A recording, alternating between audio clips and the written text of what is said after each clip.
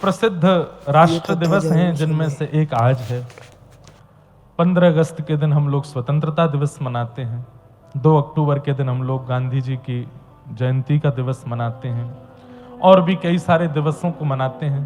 परंतु हमें लगता है कि भक्ति, कृष्ण भक्ति और राष्ट्र भक्ति हर दिन होनी चाहिए, केवल एक ही दिन नहीं। आज मुझे कोई बोला महाराज तिरंगा पहन के बैठना मंच पे, मैंने आज ही क्यों बैठे?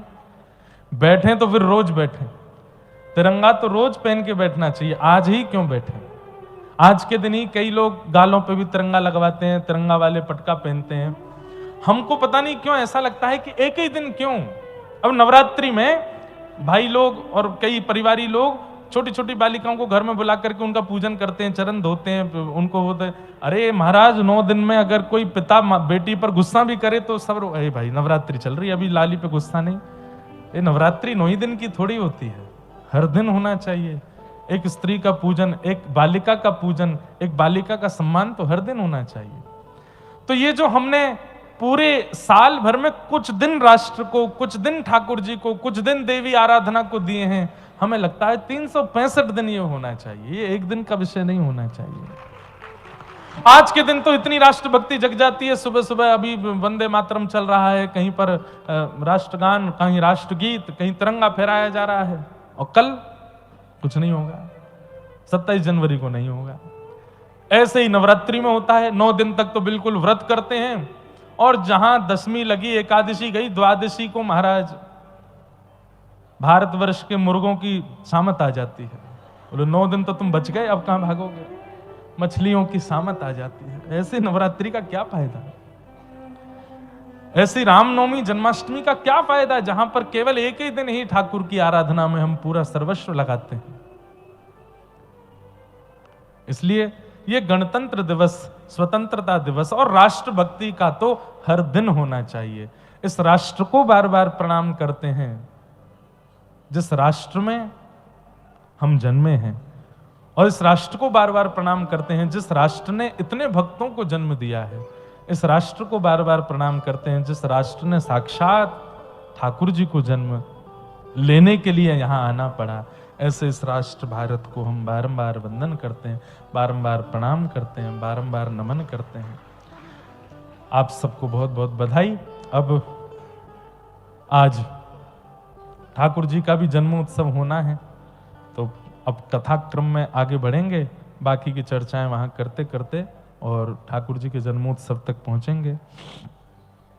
कल हम लोगों ने श्रवण किया कि परीक्षित को 7 दिन में मरने का श्राप लगा, और वो सुखदेव जी की सन्निधि में आकर के कहते हैं कि महाराज जल्दी मरने वाले की मुक्ति का उपाय बताओ। और वहां श्री शुकाचार्य जी महाराज उन्हें कहते हैं कि तुम मुक्ति नहीं, भक्ति मांगो। मुक्ति के बाद तो, मुक्ति का मतलब तो मृत्यु के बाद भगवान का दर्शन होता है, पर भक्ति का मतलब तो जीते जी भगवान का दर्शन होता है। जीवित अवस्था में ठाकुर जी का अनुभव हो, इस कामना से तुम कथा का श्रवण करो। तब श्री शुकाचार्य जी महाराज के चरणों में प्रार्थना करते हुए कहा कि भगवान अब आप मुझे कुछ सुनाइए, मुझे भक्ति वर्धन वाला विषय बताइए। और यहां से श्री सुखदेव जी अब बिल्कुल प्रारंभ से शुरू करते हैं और सृष्टि प्रसंग सुनाते हैं।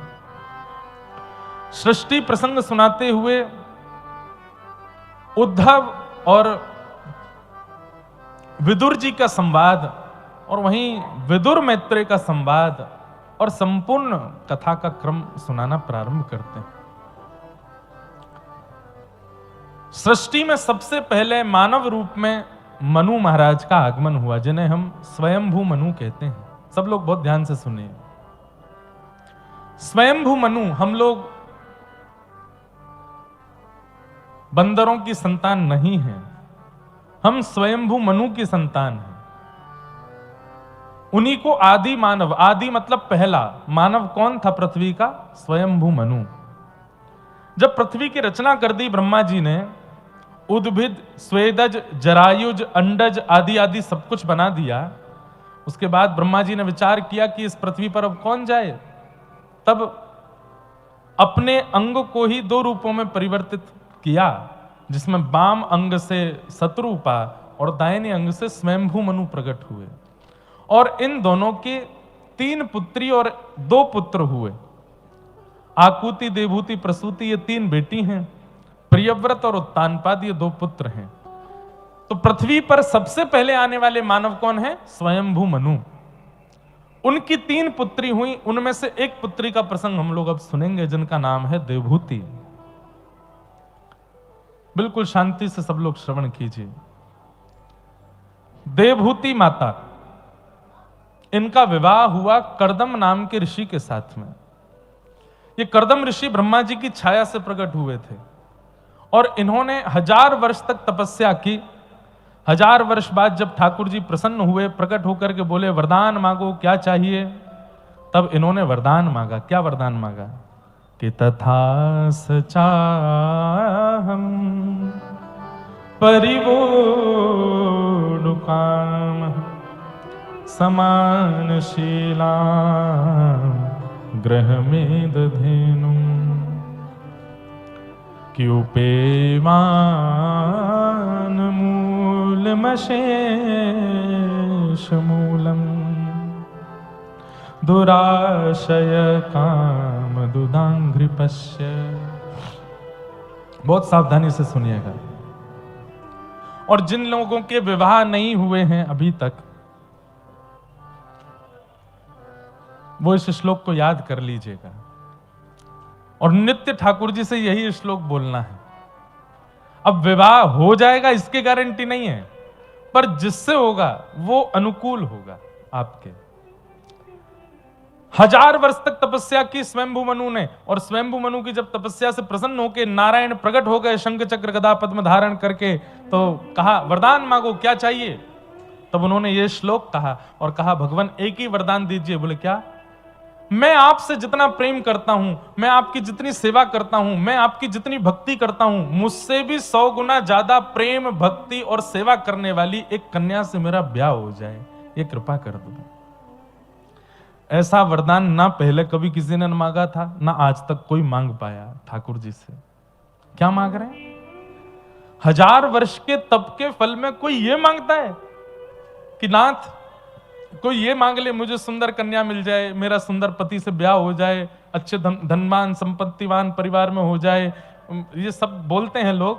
पर ऐसी आराधना गौ के समान सीधी साधी और आपकी भक्ति करने वाली, आपसे प्रेम करने वाली एक कन्या से मेरा विवाह हो जाए, ये वरदान दे दीजिए। ठाकुर जी इतने प्रसन्न हो गए, बोले तुमने 1000 वर्ष की तपस्या इसलिए की थी? बोले जी नाथ। वाह, क्या समझ में आती है बात? आपने कई सत्संगों में सुना होगा भगवान से पुत्र नहीं मांगना चाहिए, भगवान से पुत्री नहीं मांगनी चाहिए, भगवान से व्यापार घर बार बन जाए, ये सब नहीं मांगना चाहिए भगवान से सब। लेकिन यहां एक बात सिद्ध हो गई, केवल पुत्र मत मांगो। ठाकुर जी से कहो कि नाथ भक्तिवान पुत्र प्राप्त हो, ठाकुर जी भक्तिवान पुत्री प्राप्त हो। करमेती बाई का नाम सुना है सबने? जैसे भक्तिमती मीराबाई हैं, ऐसी राजस्थान में प्रकट हुई करमेती बाई।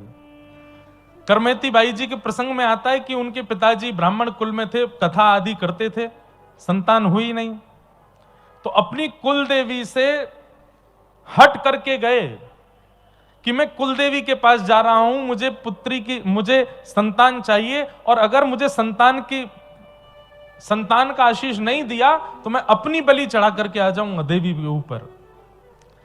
इस कामना से निकले तो मार्ग में ही एक सुंदर स्त्री का दर्शन हो गया। उस स्त्री को देख करके इनके पिताजी, करमेती बाई के पिताजी बोले कि तुम सामान्य तो नहीं हो, कौन हो?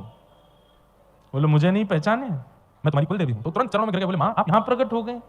बोले तुम क्या कह रहे थे कि अपनी बलि चढ़ा के आ जाओगे यदि मैंने तुम्हारी कामना पूरी नहीं की? बोले मां मैं क्या करता, आधा जीवन निकल गया विवाह के बाद, अभी तक संतान नहीं है, इसलिए मैंने हठ पूर्वक, गलती हो, क्षमा हो गई, मुझे क्षमा कर दीजिए, मैंने आपसे ऐसा कहा। बोले जाओ 4 पुत्र होंगे तुम्हारे। तब करमेती बाई के पिताजी ने हाथ जोड़ करके कहा पुत्र होंगे अच्छी बात है, पर मेरी इच्छा तो एक पुत्री की है। जब पुत्री की, उस समय में कोई पुत्री नहीं मांगता था, भ्रूण हत्या हो जाती थी, स्त्रियां घर में जन्म लेती, बालिका तो उसके प्रति बड़ी दुर्भावना आदि रखते थे, और सब रहा ही है भारत में। ये भारत का इतिहास नहीं था ऐसा। ये मुगलों ने जब आक्रमण किया भारत के ऊपर, उसके बाद भय के कारण माता पिता की हम इसकी रक्षा कैसे करेंगे, इसलिए ऐसी धारणा बनती चली गई। क्योंकि मुगल आक्रांत घरों से उठा उठा करके ले जाते थे और माता पिता कुछ नहीं कर पाते थे। भारत की ऐसी कभी इतिहास नहीं रहा कि यहां पर स्त्री माता बालिकाओं का कभी भी जन्म सफल नहीं माना जा। यहां तो मांगा गया है कि हमारे यहां पुत्री हो जाए। तब इन्होंने वरदान में मांगा कि 4 पुत्र होंगे अच्छी बात है, लेकिन एक पुत्री हो, ये मेरा सौभाग्य होगा।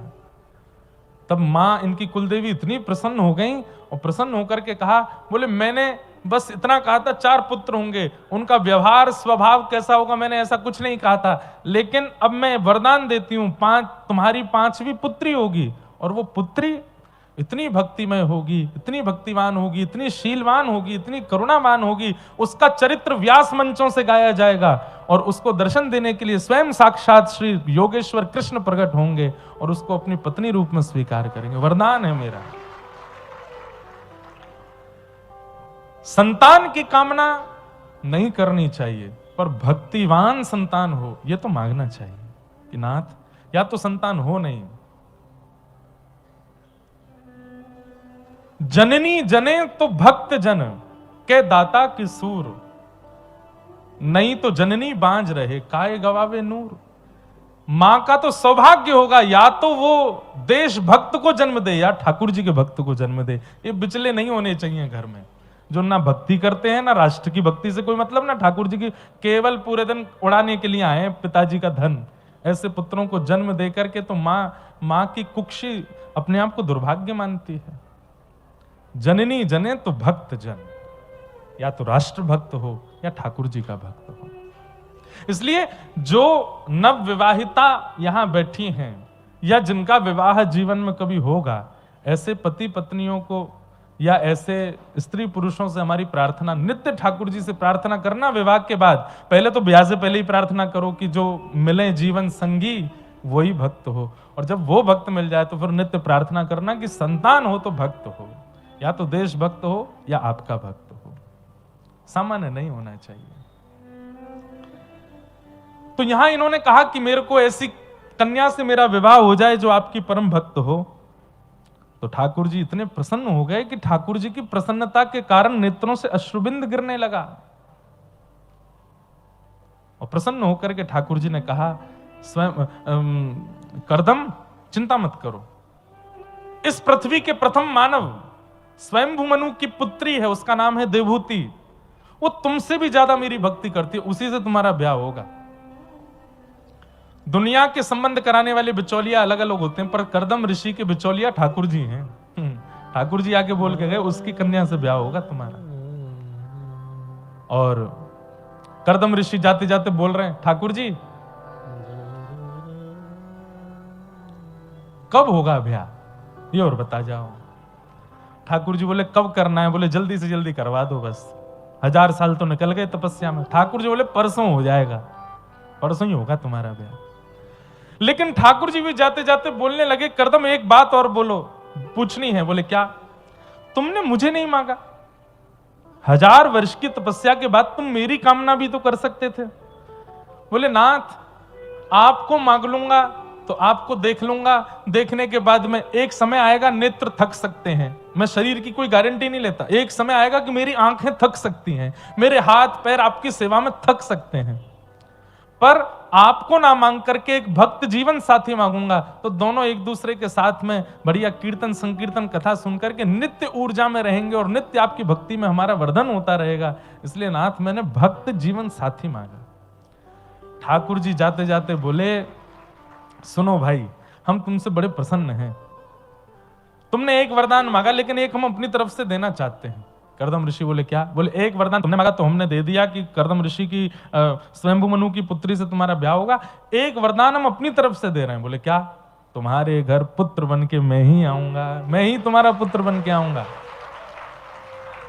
करदम ऋषि तो नाचने लगे, बोले नाथ ये तो मैंने सोचा भी नहीं था, आपने मुझे दे दिया। बोले कि जब भक्त पत्नी और पति दोनों भजनानंदी मिल जाते हैं तो घर में पुत्र पुत्री नहीं, मैं ही आता हूं, मेरा ही जन्म होता है। लेकिन अनुभव की बात बता रहा हूं, हम लोग इतने घरों में गए हैं, दोनों भक्त हों बहुत कम देखा जाता है, पर कभी कभी दिख जाते हैं ना कि दोनों भक्त हैं, तो मन बड़ा प्रसन्न होता है कि पत्नी भी भक्त है, पति भी भक्त है। अब तो निश्चित इस घर में कल्याण है, ठाकुर जी आएंगे। और या ठाकुर जी आ चुके हैं, ठाकुर जी निवास ही कर रहे हैं। दोनों भक्त हों थोड़ा कम होता है, कहीं कहीं पति ज्यादा भक्त हैं, कहीं पत्नियां ज्यादा भक्त हैं। लेकिन आजकल पता नहीं चलता है, आजकल ट्रेंडिंग चल रही है ना भक्ति। पति सच्चा भक्त है, पर पत्नी इसलिए भक्त है क्योंकि फोटो खींच के इंटरनेट पर डलेगी तो व्यूज ज्यादा मिलेंगे, वो इसलिए भक्त है।